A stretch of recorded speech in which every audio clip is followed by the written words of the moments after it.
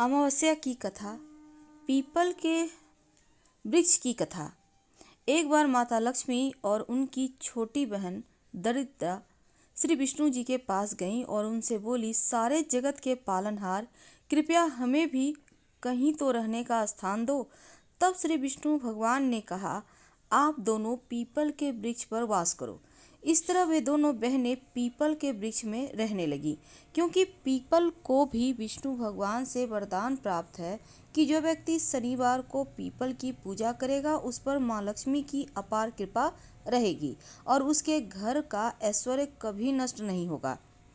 रविवार को पीपल की पूजा नहीं की जाती, क्योंकि जब विष्णु भगवान ने माँ लक्ष्मी से विवाह करना चाहा तो लक्ष्मी माता ने मना कर दिया था, क्योंकि उनकी बहन दरिद्रता का विवाह नहीं हुआ था।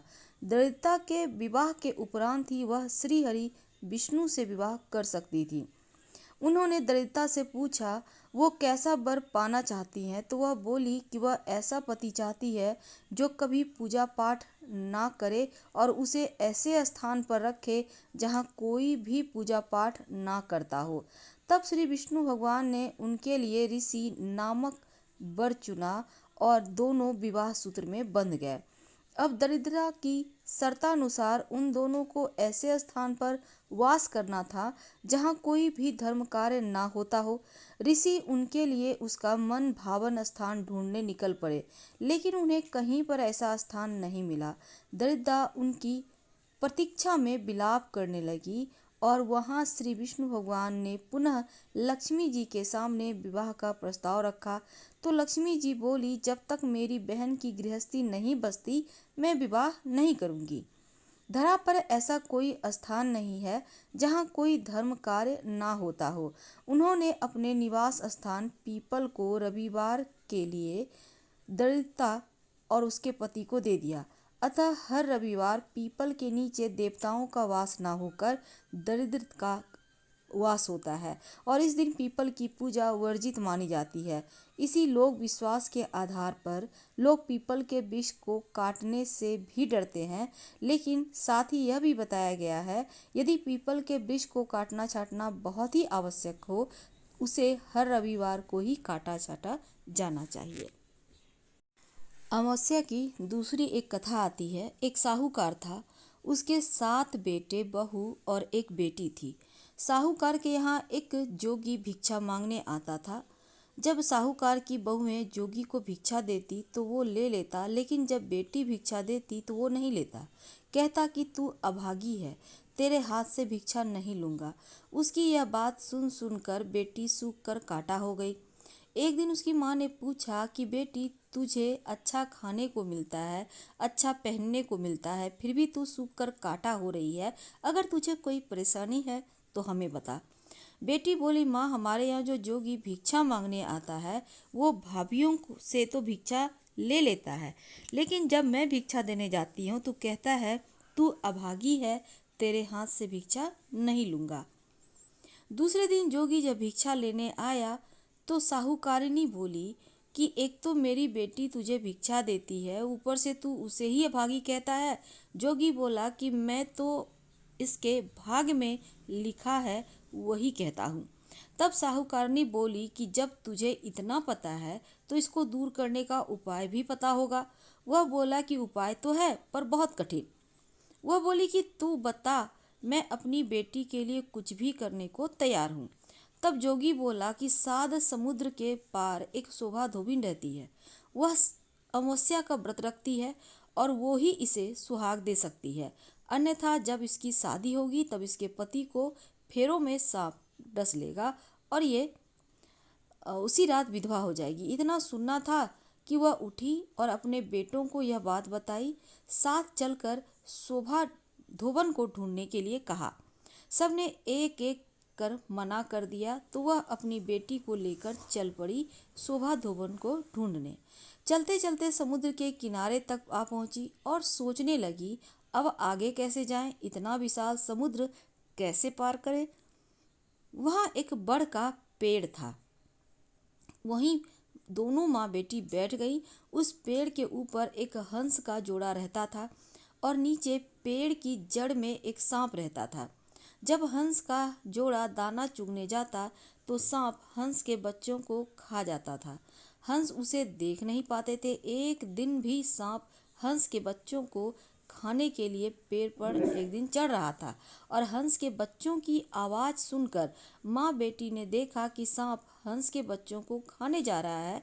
उन्होंने सांप को मार दिया और शाम को जब हंस का जोड़ा आया तो उन्होंने माँ बेटी को वहाँ बैठा पाया। सोचा कि ये ही मेरे बच्चों को मार देते हैं और जैसे ही वे उन माँ बेटी को मारने को तैयार हुए कि पेड़ पर से बच्चों की आवाज़ सुनाई दी।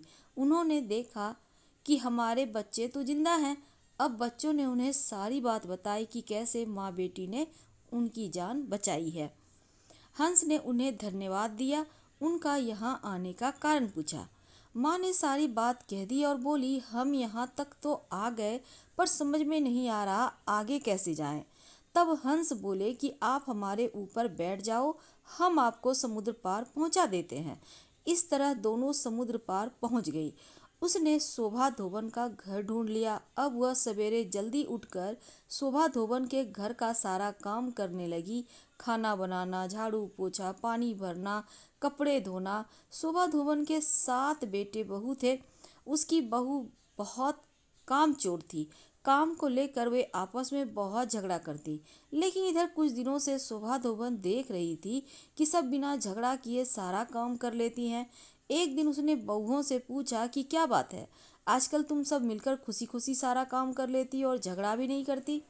इस पर उसकी सब बहुओं ने मना कर दिया कि हम तो बहुत दिनों से काम करते ही नहीं हैं। तब उसने सोचा कि जब मेरी बहुएं काम नहीं करती है तो फिर वह कौन है जो मेरे घर का काम करता है, ये तो मालूम करना होगा। दूसरे दिन वह सुबह जल्दी उठी और उसने देखा एक औरत एक लड़की घर का सारा काम करके वापस जा रही है।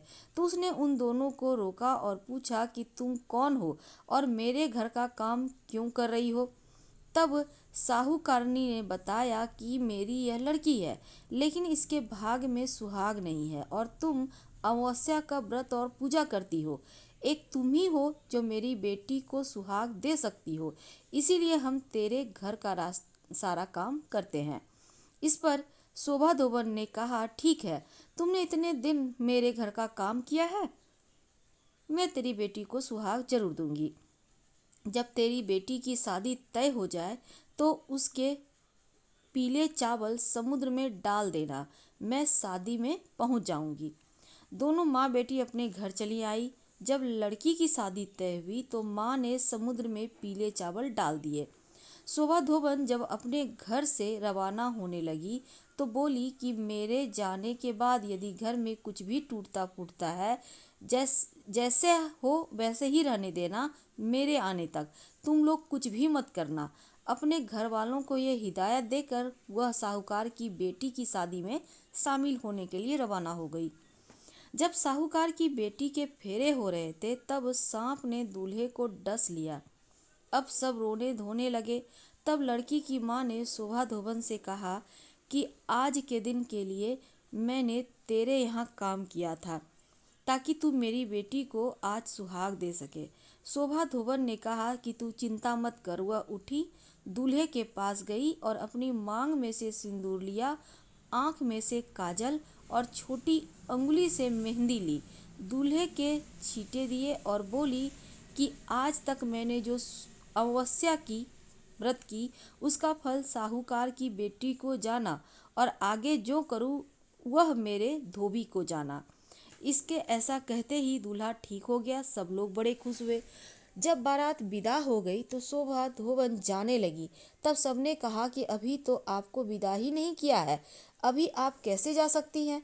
शोभा धोबन ने कहा कि मेरे घर को ऐसे ही छोड़कर आई थी, पता नहीं मेरे पीछे से वहाँ क्या हो रहा है। आप विदा ही करना चाहते हैं तो मुझे एक मिट्टी का कलश दे दो। कलश लेकर वह घर के लिए रवाना हो गई। रास्ते में अमावस्या आई।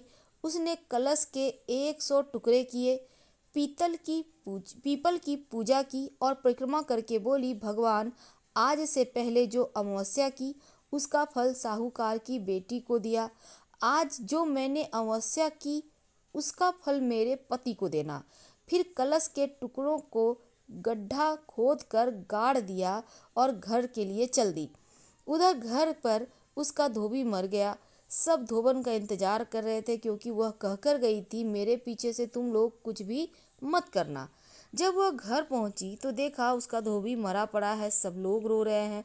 उसने कहा कि सब लोग चुप हो जाओ और वह अपने धोबी के पास आई, अपनी मांग में से सिंदूर लिया, आंख में से काजल, छोटी उंगली से मेहंदी निकालकर छींटे दिए और बोली, भगवान, आज से पहले जो अमावस्या की फल साहूकार की बेटी को दिया था, लेकिन आज जो मैंने अमावस्या की है उसका फल मेरे पति को देना। ऐसा करते ही उसका पति उठकर बैठ गया। इतने में ब्राह्मण आया और बोला, जजमान, अमावस्या का दान दो। धोबन बोली कि मैंने तो पीपल के पेड़ के पास गाड़ दी, वहां से निकाल लो। ब्राह्मण ने वहां जाकर देखा तो सोने की 108 मोहरे हो गई। पूरे गांव में ढिंढोरा पिटवा दिया कि अमावस्या का व्रत पूजा जो करेगा, दान देगा, उसकी सारी कामना पूर्ण होगी। हे सोमवती अमावस्या माता, जैसे आपने साहूकार की बेटी को सुहाग दिया और धोबी को जीवन दान दिया, वैसे ही सबको देना।